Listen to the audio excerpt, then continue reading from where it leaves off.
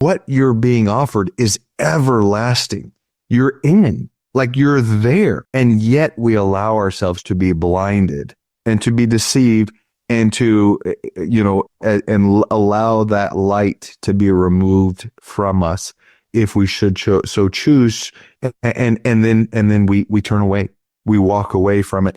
And that is the thing that I think thinking of, because this chapter or section 1 is really forward looking to, the great and dreadful day of the Lord, so to speak. As we look forward to that, it's how can we help strengthen and uplift as many of the sheep that are part of the Lord's flock as possible, because you've made it. Like salvation is at hand for you.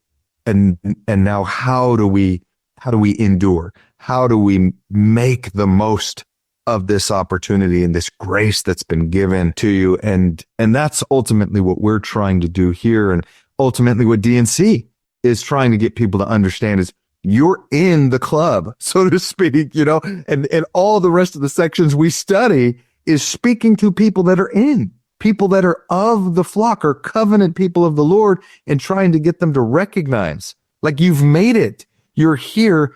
Don't screw that up. Now walk with the Lord hand in hand and make the most of who he can make you, or become the person he can make you become. Like that's the beauty. That's the joy and the gift.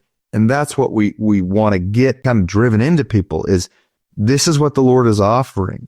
And we hope that we can help strengthen people to that end. And this speaks to why the strong language, why the strong warning. Well, because the end is near. And hopefully the strong language is a wake-up call. Like, hey, the blessings of eternity are being offered freely to all. Like, wake up, take advantage of it.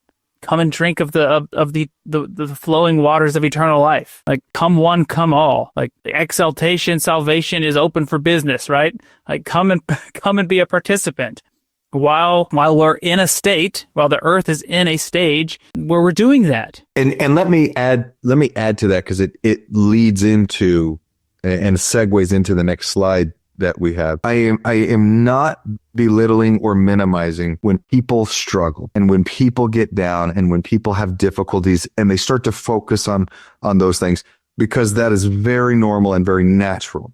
I don't want to sound like I don't have that struggle as well, or that we don't have those struggles as well. But what I do want to remind people and to bring to people's remembrance is nothing else matters. The trials, the tribulations, the difficulties of this world, those crosses we must bear, whatever they are, however menial they are, or however significant they are.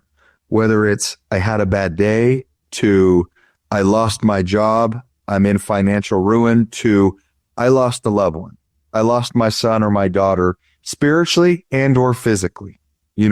There's a whole spectrum there of tribulation that we have to wade through in this life. What matters most, though, is what you have entered into already. Hit that like button, leave us a comment, subscribe to the channel. We really appreciate it. They may seem like little things, but liking, commenting, it helps the algorithm push our content out to more people. So it's our small way of sharing the gospel in a social media age.